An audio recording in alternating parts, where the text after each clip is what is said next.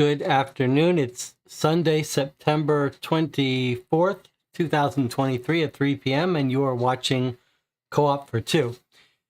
Today we are starting a new letter in the Dear Holmes series. This one's called The Curious Affliction of Mr. Brown. We've got a little bit to talk about, a little bug, but thanks to someone in the channel, we've got that fixed. We'll circle back to that. Let me just check in with everyone. See how everyone's doing. YouTube says 13 concurrent viewers, 4 likes. If you do like the content on this channel, I'd love it if you hit the thumbs up and subscribed. We're going to be doing some special streams in October, focusing on sort of spooky and creepy games. I've got a couple of very deluxe games that I've purchased for us. If you want to help schedule those and pick dates or times that are good for you, I'd like to encourage you to stop by the Board Game Geek Guild for this channel, which you'll find a link to on the About page here on YouTube, as well as a link to the Discord where we just chat about games in general. And if I'm thinking about doing a late night spur of the moment stream, that's where I ask if there's anyone awake who wants to play. So if you're interested in sort of surprise last minute streams, stop by the Discord. I see Rob is here, and Tina, Mark Poole, Joseph Mayu, Jonathan Warner. Okay, before I get to what's broken about this week's Dear Holmes, a little bit more bookkeeping. I've said that I'm going to start doing game design live streams once or twice a month, focusing on the game I've been working on. People in the Discord have been helping me with it. A couple people on the channel have been helping me. And that first one of those I'm sort of excited about is going to start next week. And I'm going to give you a little teaser here. Those of you who have been following along with me a little bit have seen some of the map development that I've been working on, but I want to show you the latest version of a neighborhood map from High and Low. It's all set in New York City and Manhattan. There are actually 33 neighborhood maps. This is one of them. Still an early version, lots to be added, but they are starting to shape up and look nicer. And just to give you a little close-up here of what these look like, I think they're starting to look pretty good. Inspired by Sherlock Holmes Consulting Detective, no doubt you've noticed that, but they're starting to get their own little style and feel. And there'll be a book. This is a 13 by 16 sheet of paper. Just as a comparison, here's a standard envelope, 8.5-inch letter will be here. So I'll be talking more about that in a bit. Okay, what else do we need to catch up on? Jonathan Warner has given a link to his Discord where he's starting a new book in October. The book for October is The Crooked Hinge.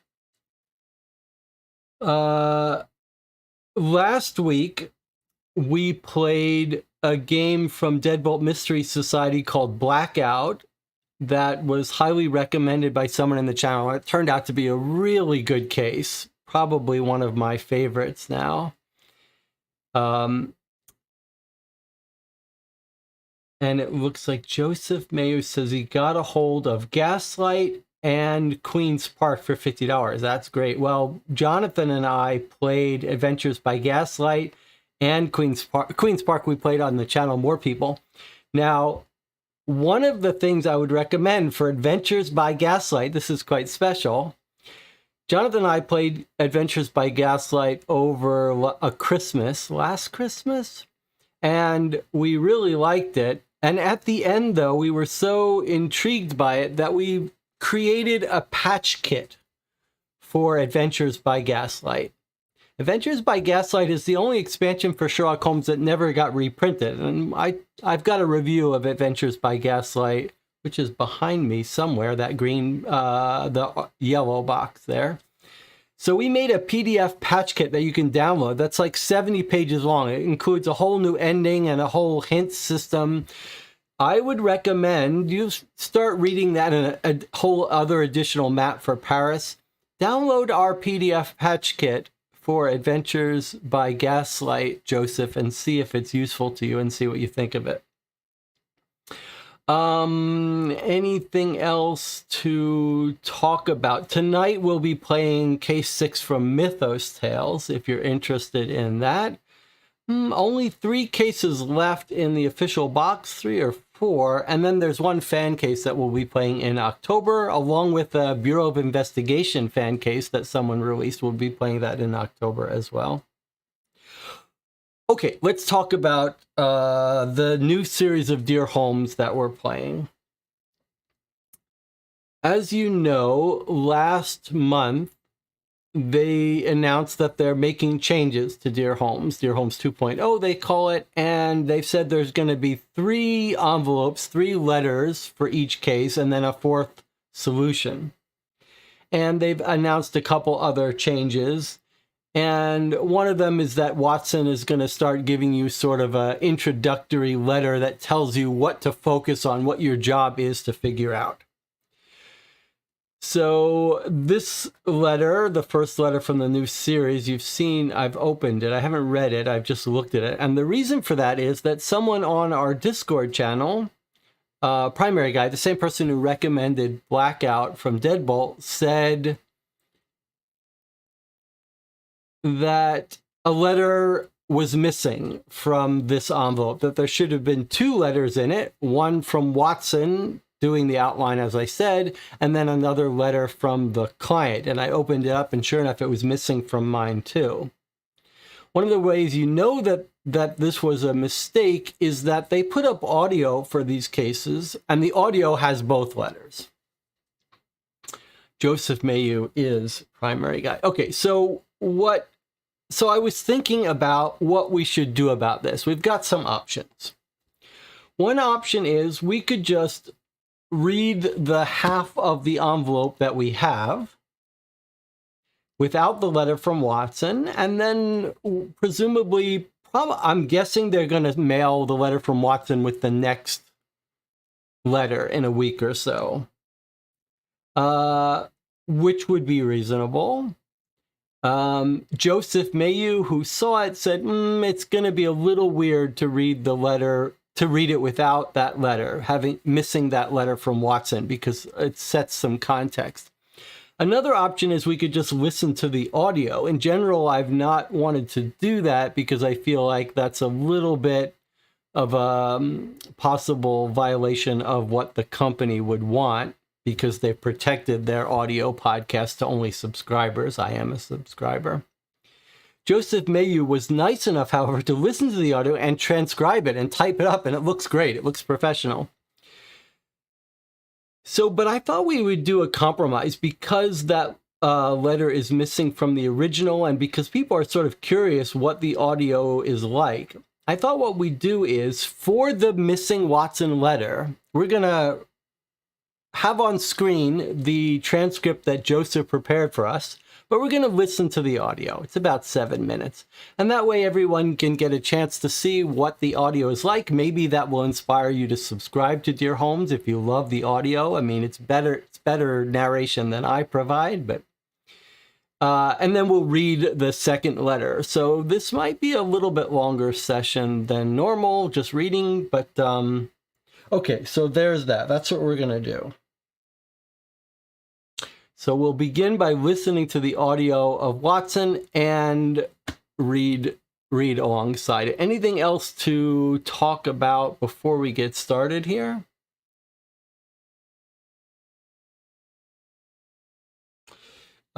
Joseph said and recommended another Blackout box for us, which was Conspiracy. And so we'll play Conspiracy soon, but maybe not right away. We got to save some of the good Deadbolt boxes for later. Greg has stopped in to say hello.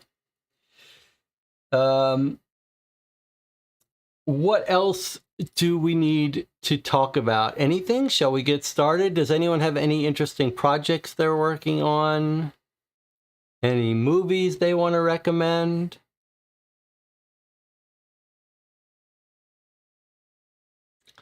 This is what happens when Greg stops into the channel. Everyone wants to talk to Greg. All right, I'll give you all time to settle down here.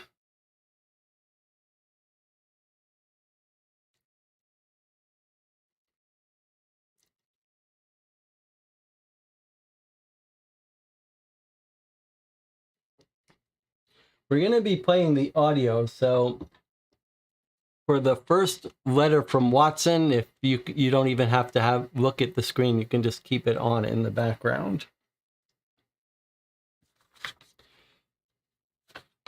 All right.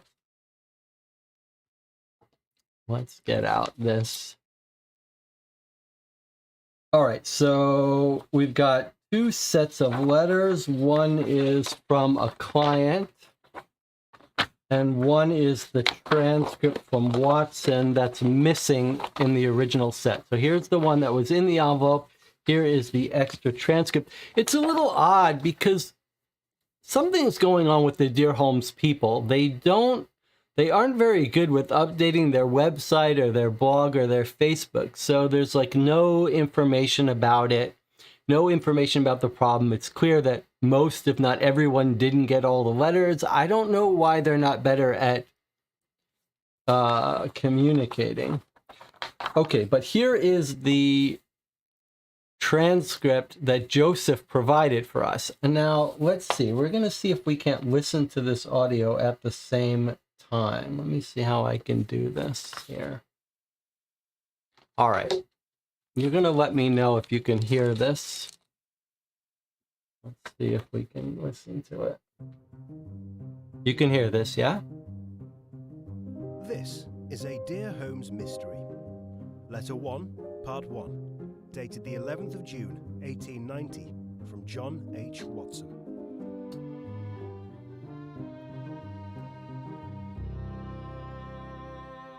Dear Detective, I expect you have been well since we last corresponded. Holmes, too, is well, as am I, though he is presently assisting a troubled banker in York. As you may have deduced, I am writing to you because we have yet another anomalous case on our hands, which I am unable to continue investigating myself. I have been called to Northumberland, where I must remain until my aunt has recovered from a vile fever. However, if perchance you are available and willing to lend your mind, would you assist our client, Mr. Ernest Brown? He happens to be one of my patients as well, but his latest symptoms, I fear, require more than medical inquiry. You would be doing him and I both a grand favour, and together with my associate, Dr. Frederick Anstruther, I am certain you would make quick work of the case. Should you agree, know that I have already dispatched Dr. Anstruther to further evaluate Brown's condition. I will arrange for his report, and any additional correspondence to be forwarded to you upon arrival. In the interim, I will provide you with a copy of a note I sent to Holmes on learning of the patient's puzzling symptoms. You will learn that Mr. Brown does not seem to be deathly ill, but his illness has only worsened with time, so we must act without delay. There are two questions in particular, beyond that of his diagnosis, that I myself have been trying to answer. 1. How and or where did he first fall ill?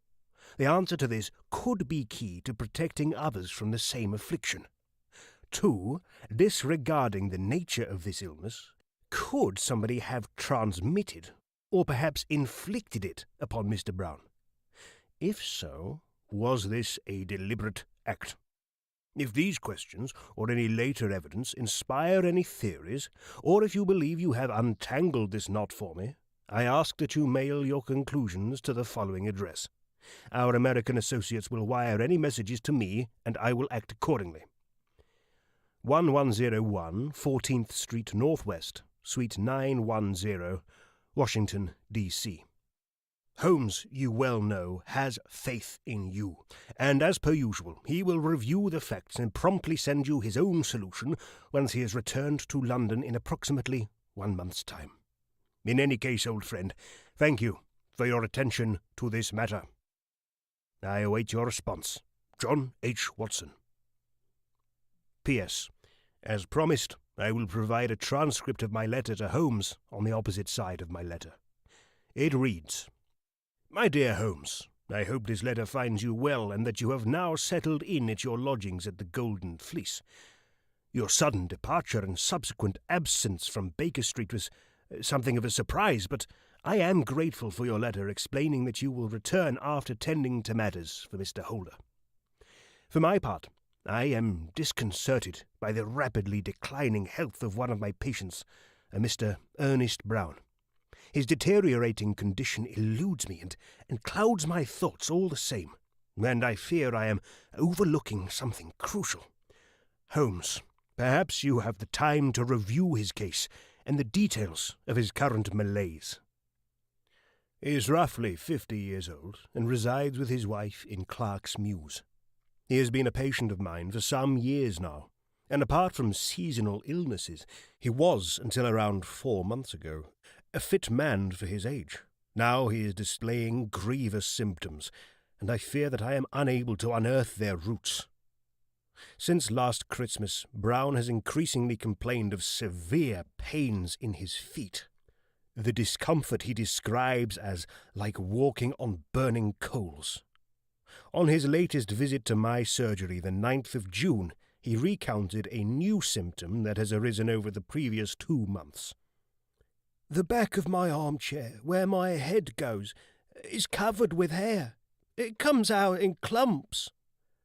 He has also lost some sensation in his fingers, complaining, It shouldn't take 5 minutes to tie my boots. It shouldn't take a minute at all. I have not an inkling as to what might be affecting Brown. I know that he is a sewerman, and that he works long hours and walks several miles each day underground to maintain the flow of effluvia beneath our streets. Accordingly, I wonder if his condition has been caused by that environment. Heaven knows what is deposited into our drains by the industries and populace of London or of its toxicity. Moreover, and this I confess is why I am truly writing to you, it would be careless not to consider whether his ailments were the result of somebody else's actions, intentional or otherwise. When I asked Brown whether there had been some disquiet at his workplace, or perhaps with a neighbour, he was reluctant to speak. He lowered his head, almost whispering, Him next door is a bit of a wrong 'un, but I have nothing to do with him after he was rude to Annie. I had to have strong words with him. Brown fell silent after that, and I responded only by nodding as I looked at him, hoping he would continue. We sat, listening to his floorboards creak, and eventually he added one last sentence, avoiding my gaze the entire time. And Charlie Flinders at work. Not a pleasant fella. I gave an interested, and he shrugged without looking up. I think so, but it's not for me to say, I suppose. He continued to stare at his feet and pick at his hand nervously, so I ended my evaluation then, but I expect he has more to say. Holmes, I will be plain. Do you think there is a great cause for alarm? I anxiously await your thoughts on the matter, and also your speedy return to Baker Street. Kind regards, Watson. Okay, so there you go. So you have a chance to listen to what the Dear Holmes podcast sounds like. If that may be enough to get you to subscribe to their service. If you do get access to previous case podcasts audio. That's could be valuable here. Most of the time, you have to settle for me. Okay, so it sounds like he's poisoned. Certainly that's what Watson is worried about. He gives us some symptoms. And he gives us 2 questions. Let's review a questions that Watson has framed for us. How or where did he first fall ill? And could someone have deliberately poisoned him? And then Holmes is curiously absent again. We learn a little bit more details of where Holmes is. Remember, our meta theory is that Holmes has been absent and not even sending our solutions. Someone else is. Rapidly deteriorating. Then we're given a little bit of background on our client here. 50 years old, lives with his wife, Annie, in Clark's Mews. Generally in good health. Now he's gotten ill since last Christmas. That's the first time he can identify it. Pain in his feet, like walking on burning coals. Loss of hair on 9 June. So this has been going on for 6 months. Loss of sensation in fingertips.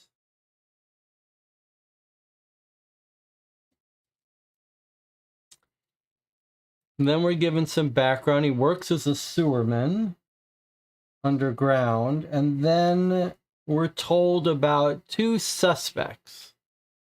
We ask, is there someone you've got problems with at work or whatever? And he names 2 people that he's concerned about. First is a neighbor who's been rude to his wife, that he had harsh words with. We don't know what he said his wife. Was he trying to get fresh with her? That's the first person. And then someone at work, Charlie Flinders, who he doesn't want to say anything about.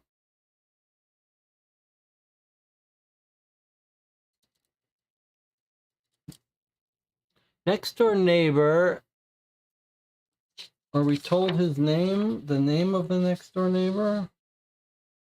No.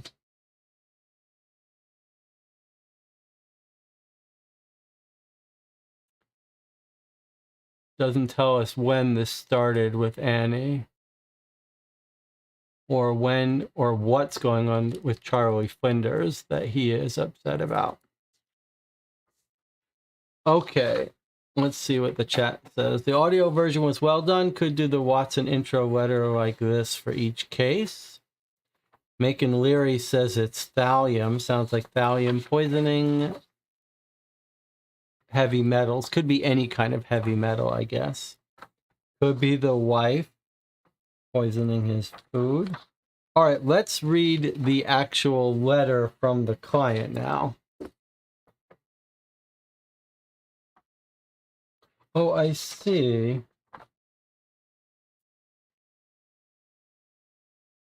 Ernest Brown is the client's, is the person's name who's getting sick. But Watson is working with someone else, a Dr. Frederick Anstruther. So that's who the letter is from. Not from the actual guy getting sick, but from Watson's friend. Okay, let's read the letter from Watson's partner here. From Frederick Anstruther, doctor of medicine and specialist in unknown and undiagnosed illnesses. 301 Gloucester Place, London, 12 June. Okay. Well, somehow Watson wrote us on the 11th of June. This letter is on the 12th of June. Dear Watson, it is my pleasure to be of assistance. I confess I'm somewhat thrilled to know I'm working in tandem with Mr. Sherlock Holmes, even if only by implication. Rest assured, I was able to call on Mr. Brown on your behalf and have followed your instructions carefully. My observations you will find below. Knowing Brown's condition grows dire, I took the earliest opportunity to travel to number 6 Clark's Mews to examine him. I had not ventured near that address before and found it to be a short, right-angled street on the left, flanked by a collection of the tired 3-story brick dwellings found throughout the metropolis. As you mentioned, number 6 was easy to find thanks to its battered name board, which has several scratched-out entries above the fading word Brown. I knocked upon a shabby blue-painted door in the main hallway, and after a few moments it opened slightly and the gaunt face of Ernest Brown appeared. Taking a step back, he exclaimed, I haven't sent for anyone, sir. Is something amiss? I touched my hat, saying, Indeed not, Mr. Brown, but I wondered if I might have a few minutes of your time. The good Dr. Watson has asked me to call upon you. Brown nodded briefly before replying, Yes, sir, of course. Please come in. I passed through the doorway and into his parlor. It's a clean and tidy room, plainly furnished with a small dining table at one end and 2 fireside chairs at the other end of the room.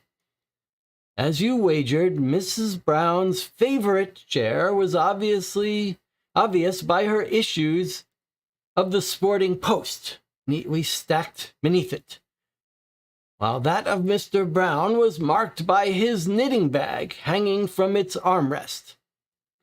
They are an unconventional pair, but seem rather delightful. Once Mr. Brown took a seat, he screwed up his face and winced as he ushered me to sit in his wife's chair, saying, I'd offer you some tea, but Annie is at the shops, and it takes her some time. She's afflicted almost as bad as me, I should say. I pressed my lips together and then held up my hand, saying, No, I'm still awash after breakfasting anyway. Brown sat in his chair and looked to be scrutinizing me, so I eased my way in.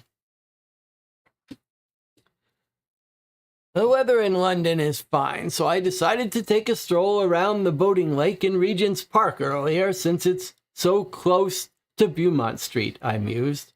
Oh, must be nice living close by. Brown nodded and smiled weakly as I continued. I won't take up much of your time. I'm here because Watson would like me to further assess your condition in his absence.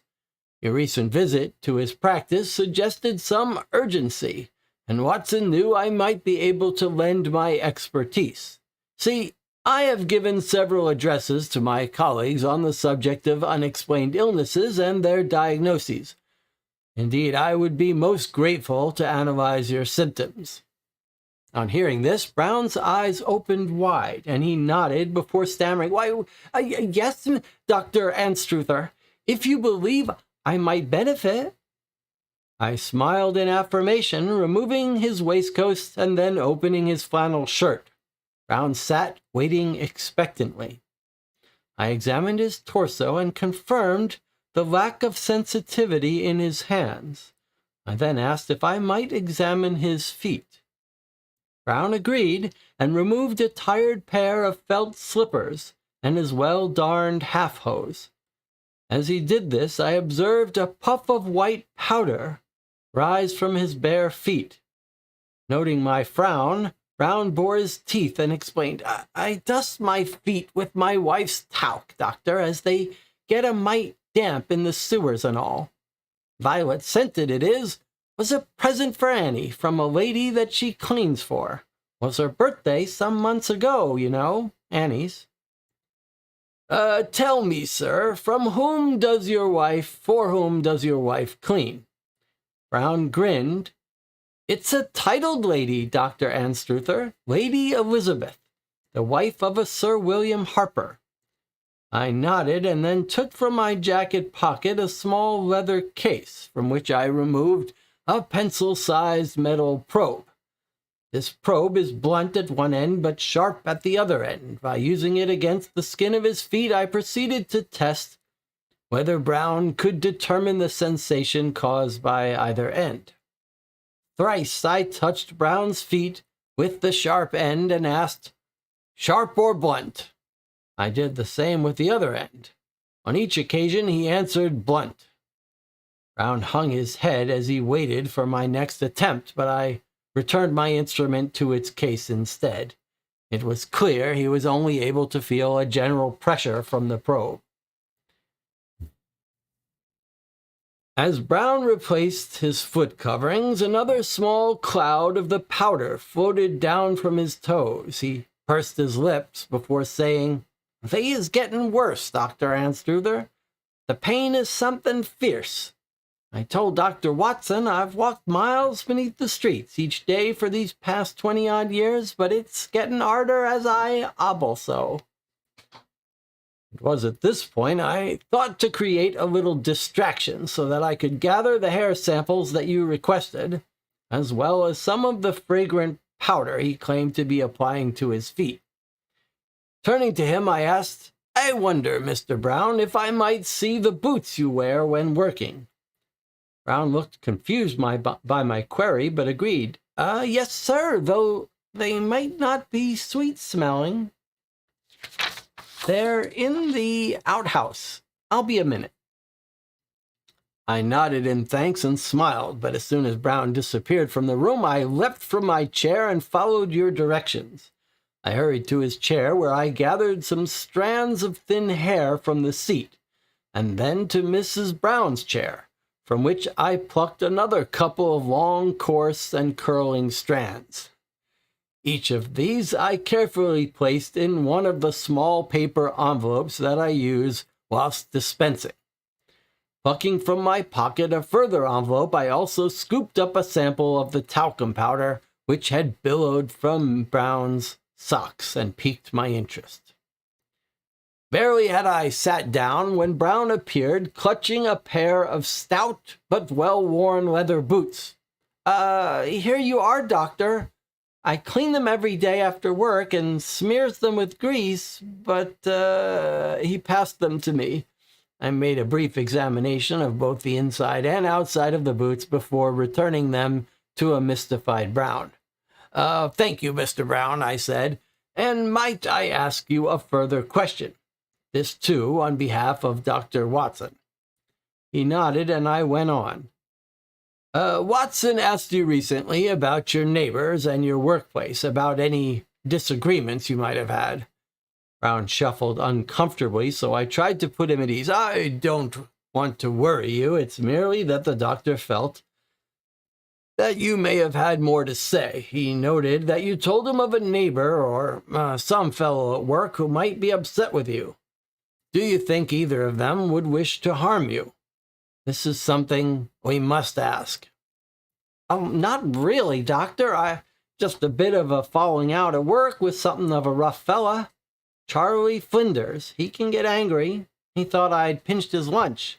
I hadn't. Still, in retaliation, he put a dead rat in my lunch bag. I only found it after I got home, and it made Annie scream." Brown scoffed. I asked, "And has this disagreement continued?" He shook his head. No, sir. I was concerned, as he knows where I live, and threats were made." The animosity went on for a good while, but he eventually found out it was someone else that ate his mutton sandwiches. Things seem to have quieted down, but I'm still wary of the fellow. He'll bump into me deliberate-like and give me a nasty scowl whenever I walks by him. I took note of this and continued, "Well, from my examination and from what Dr. Watson told me, you seem much as you were when he examined you. However, I fully expect you to call upon me if you begin to feel any worse before he has returned." Brown gave a single nod, saying, "That I will, Doctor. Thank you for your time. It is much appreciated." I bid him good day, but asked him one last question before departing. Given that your wife has the same difficulty in walking as yourself, Mr. Brown, does she have to travel far to her cleaning job?" Brown rubbed his chin before replying, "Oh, it's a fair distance, Doctor. She goes to number 19 Upper Wimpole Street." I touched my hat and then strode rather rapidly out into Clark's Mews. Once again in Beaumont Street, I made my way directly to my surgery and wrote this reply. "Yet As I walked, the mention of Upper Wimpole stirred a distant memory, Watson. You and I had a former colleague at Bart's, do you recall? Bedford Fenwick. He is an excellent fellow whom I shared rooms with when we were young housemen before his marriage. He now resides at number 20 Upper Wimpole Street. I know because some 2 years ago I received an invitation to a small soiree at that address to mark the birth of his son, Christian. The demands of practice have not allowed us to remain in contact. You, of all people, will understand that.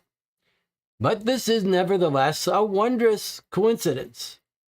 I hope my notes are of use to you. I will keep the hair and powder samples in my practice and await further word from you. Until your return, I remain at your disposal. Yours sincerely, Dr. Frederick Anstruther. Okay, well, we got a couple of pieces of information here.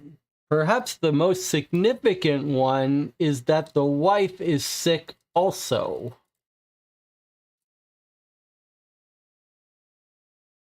They're an odd couple. She likes to bet, he likes to knit.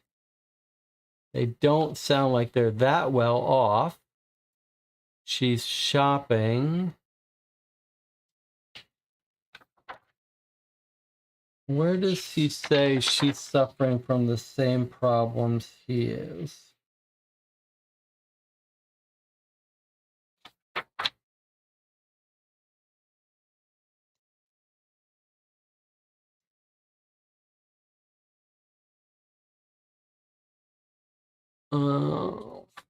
Somewhere early on, we're told that the wife is suffering like he is. That's sort of key, if that's true. It rules out a couple of possibilities. She could be poisoning herself if she's poisoning him a little less. But it does reduce the odds of it, right? Where are we told that she's having the same problem?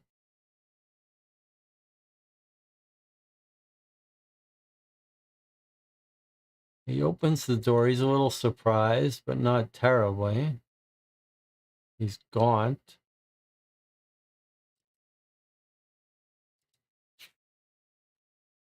Another of his symptoms.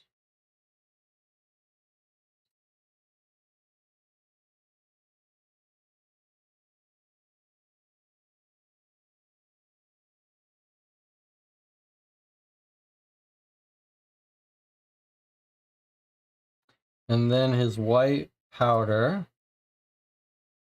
talc that he puts on his feet. And then he tells us where he got it from. It's violet scented.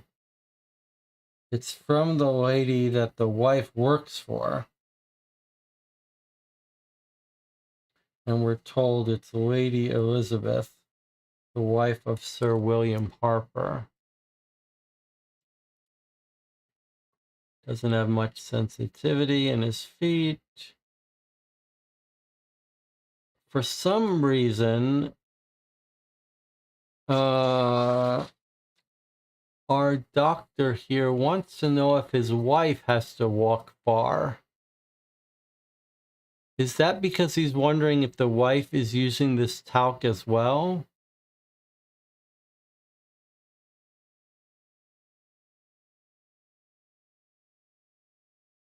He tells us about the fight with Charlie Flinders at work. He doesn't tell us anything about the neighbor, and he doesn't ask. Unless the neighbor is the same person. Is the neighbor and the worker the same person? Strong words with him. No, it's someone else. All right, so unfortunately, this guy doesn't ask about the neighbor, just about Charlie Flinders. But he says he made up with them, but he knows where he works. He's still got some stuff. Here, given that your wife has the same difficulty in walking, and he asks, does she have far? Gives us the address. And then he talks about a friendly colleague. Don't know why that's of any relevance to us. Edward Fenwick. All right, let me look in with the chat. So, wife, talc, or rat. Possibly Flinders putting something in his food, but that wouldn't get back to the wife. And how does he have access to his food? He doesn't really. It could be the talc. Near the bottom of the first page is where the wife is also sick, says the channel.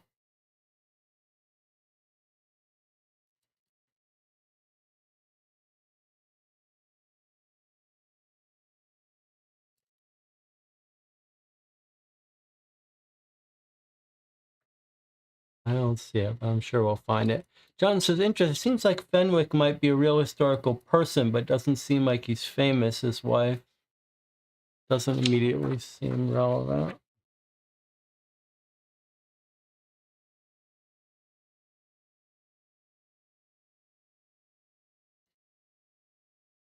I'd like to find where it said the wife has similar symptoms. Let's see if we can't find it. We come in.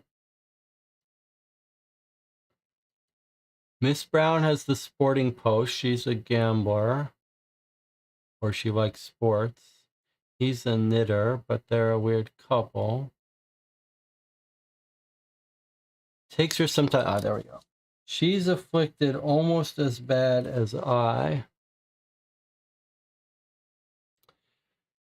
So, okay. So one possibility is that it's the talc. The other possibility is that it's the wife poisoning him and she's either faking it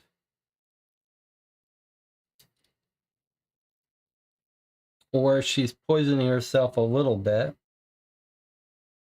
It would be interesting to find out. So he doesn't say that the wife is as sick as him in general. He just says that she's has a hard time walking. Oh, and Tina picked up something very clever, possibly. And Tina says, do the scratched out names on the door mean someone is driving away tenants? Boy, that is a very clever observation. So it's probably not relevant. It's probably just telling us that this is a broken, rundown house. But what Antina is saying is it possible that what we're seeing is someone doesn't like either that this house has got poisoning, blue painted door. Don't forget, you could have lead paint.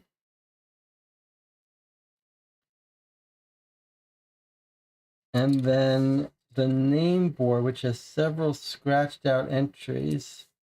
Boy, that is an interesting observation. Let's just put, is this significant? Boy, that is a very subtle observation. I mean, probably it's unrelated, but it's a very good observation. Emmy says, can't rule out that the dead rat infected them both somehow. Well, here's the problem. Everything we're seeing about this looks like it's a poisoning problem, right? Hair falling out, that kind of stuff. You can't, and it's been going on for a year, right? Where do we have the length of time the symptoms are? So, like, one rat is not going to last a year. So he's saying we don't know. In our initial letter, he says, we don't know the roots, but since last Christmas, he's got these pain in his feet. Notice Christmas also would make sense for the talc present.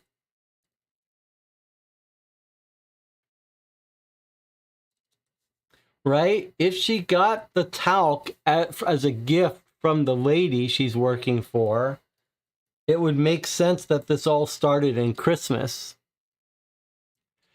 The only thing that's weird is that and it's been going on for 6 months. So this isn't a one-time rat poisoning. But here's the thing. If you got this gift of this unusual violet-smelling talc, and you put it on your feet, and you started getting pains, you'd probably stop. So if you had to guess, even though it's unspoken here, you'd have to guess that the talc must have happened either before or after the pains, because if it was close to the pains, you would think it was it, right? Like, it's so obvious this talc is like floating around in clouds. Surely you would say, hey, maybe it's the talc.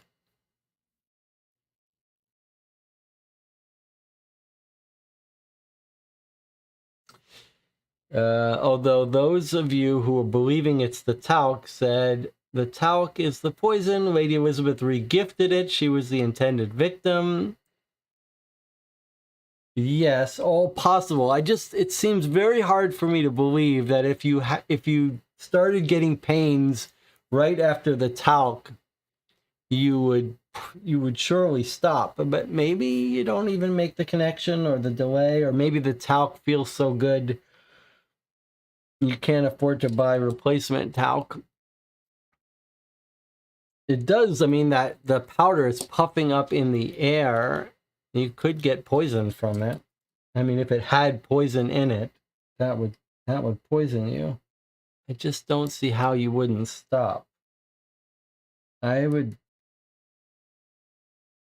yeah. But it is certainly interesting. So he's got samples of the hair and the powder. So presumably we're going to learn about some analysis. Hair is great for poison. Poison collects in the hair follicles. That's a very standard way they find people have been poisoned, by looking at hair or fingernails. Tony K says, how long do these cases usually last? I'm just finishing consulting detective, looking for the next thing. These cases from Dear Holmes are always very strictly regimented. You get 3 envelopes setting out the case, explaining more details, and then a 4th envelope that has the solution. And if all goes well, you get 1 per week. So over the course of a month, the case goes. John says, my read was he was using the talc because his feet got moist from being in the sewer. That was Jonathan saying that in response to a question from Antina, saying, were they applying the talc to the burning sensation or the other way around? And Jonathan was saying what I understood too, that he's using the talc because his feet sweat from the long walks. The wife has to do long walks as well, so she uses it. So yeah, they weren't using the talc because of the pain. But I still think the point is still sound, that if the talc coincided with the pain and the poisoning, you would think they would have tried to stop it.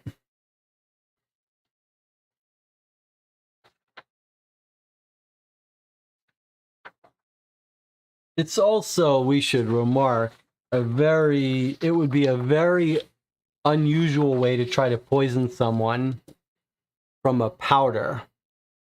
It would be a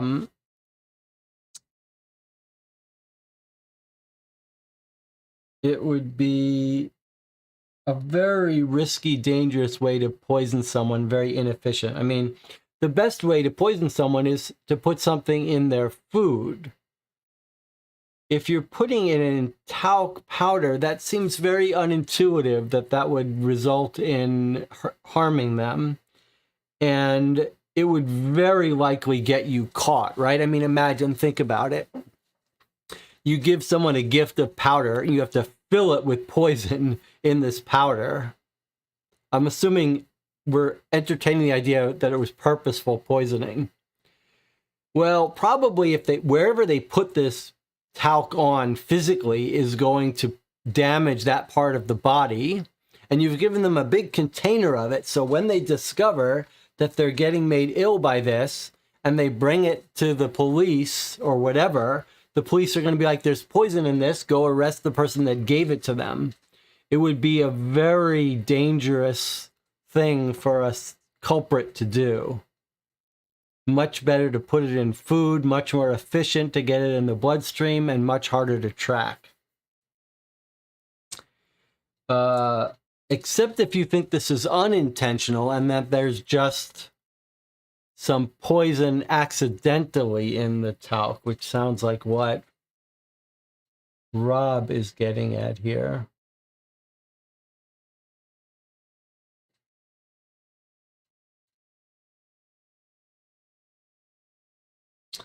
This is not the kind of symptoms you get from long-term exposure. Like, this is very dramatic onset of poisoning. So something is, I would, it doesn't seem like symptoms from the talc, although I see why, of course, we're being led down that trail of suspecting the talc. Just doesn't feel right to me. It feels much more like ingesting it. But we'll find out. They're using so much of it, it's floating around the air.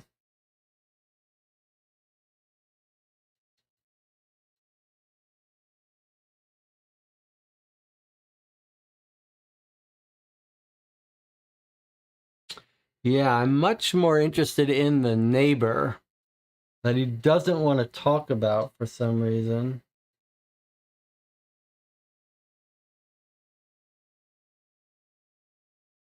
Hey, I think, let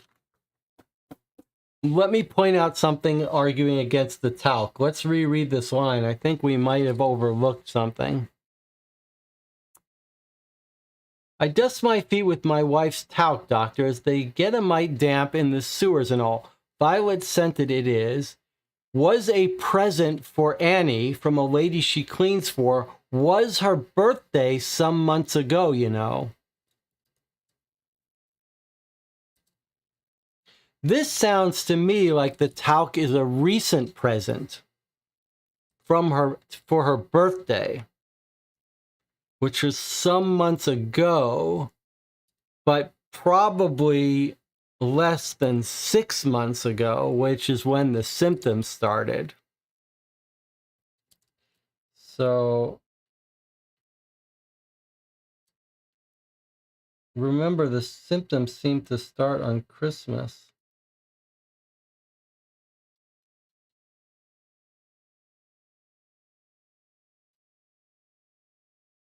So my reading of this may be that this is telling us the talc is fairly new. Let's pay attention if we learn later at some point when Annie's birthday is.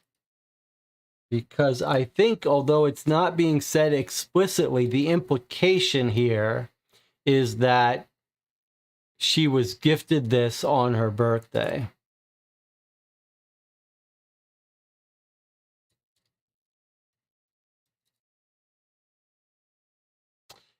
DJ Moneycut says it's a little bit contradictory. He also said he was healthy until 4 months ago. Where does it say that?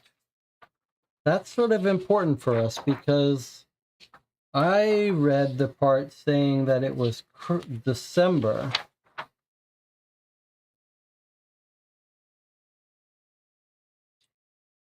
Well,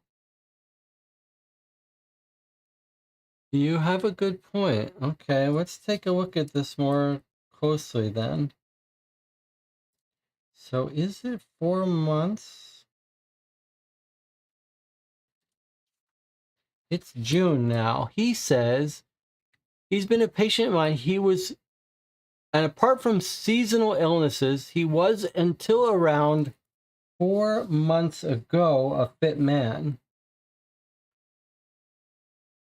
And then since Christmas is pains in his feet.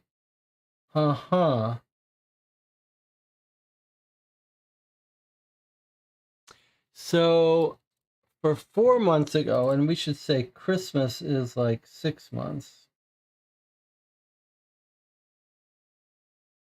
So the doctor says from 4 months ago, he started not being a fit man. But 6 months ago, he started with his pain. So symptoms started in the foot. Burning. That does sound like maybe the talc did it. But that, again, would mean that the talc, that the feet problem started 6 months ago.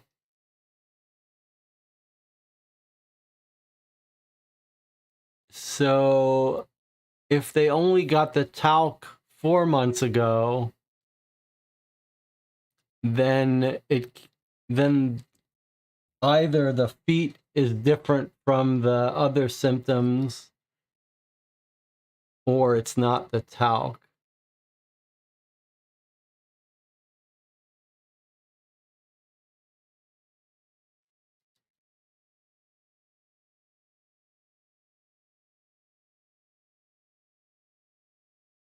So if it all started with pain in the foot, do you think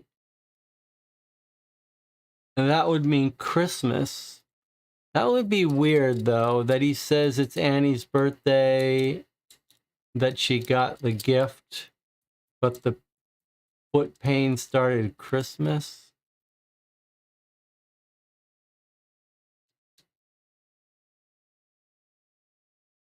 Or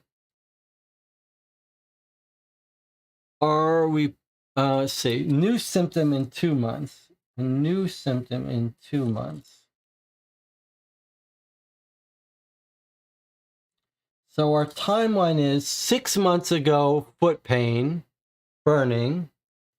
4 months ago, he's clearly deteriorating. 2 months ago, latest problem, losing hair.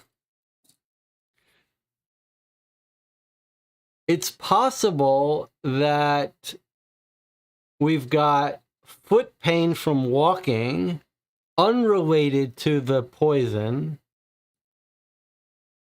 4 months ago, starts using talc to cure the foot pain from walking, and that's when all the trouble starts.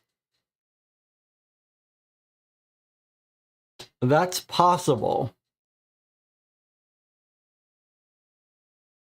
All right?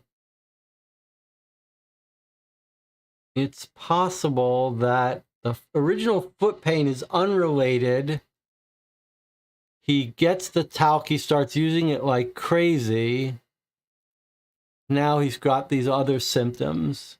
So Christmas, he starts getting foot pain. 2 months later, she gets a gift of talc. He starts using it. Then all of a sudden, the bad symptoms start. Up until 2 months ago, he starts losing his hair. That's a possible timeline for talc. Another possible timeline is that Annie's birthday is actually right around Christmas, and the talc starts the whole thing. But it is odd the way he says her birthday. It doesn't sound like her birthday is way back to Christmas. It's now June. He says, was her birthday some months ago? Would you really say that if someone had their birthday 6 months ago? I don't think you would.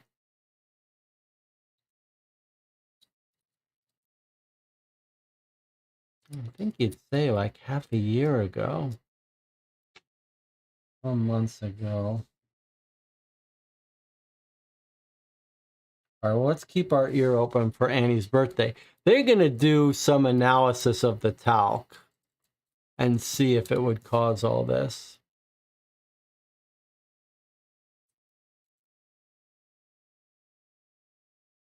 It is suspicious, though, that it all started in the feet.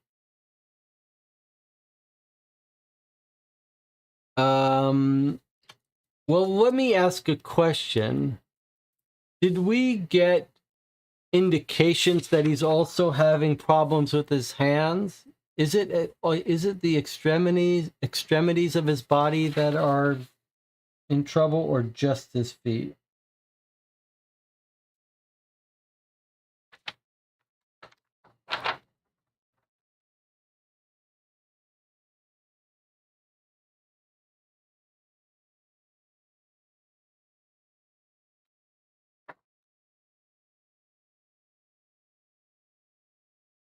I think it was in Watson's letter, maybe.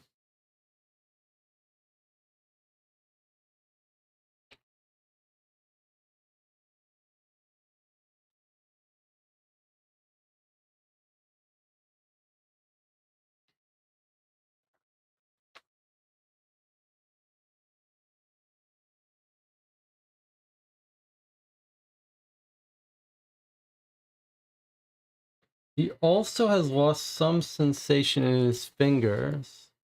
So you could read this either as, but his fingers aren't burning the way his feet are. Just loss of sensation. That seems like more general poisoning.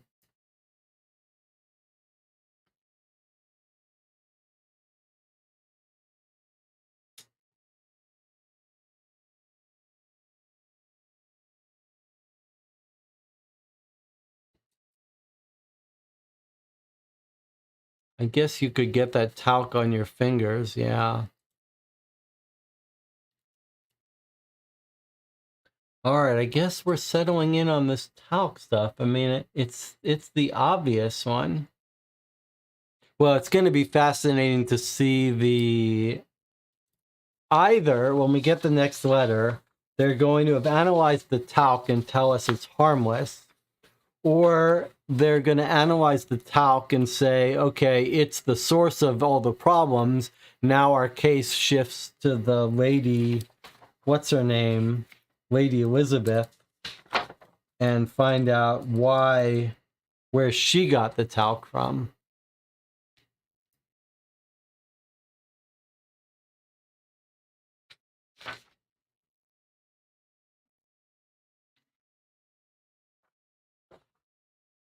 Would a lady really re-gift talc?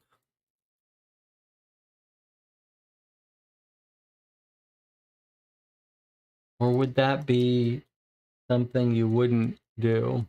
If the apartments are connected, the neighbor could be able to introduce some toxin. Yeah, I mean, certainly it's very suspicious that this couple has not suspected the talc. Oh, that's crazy to me.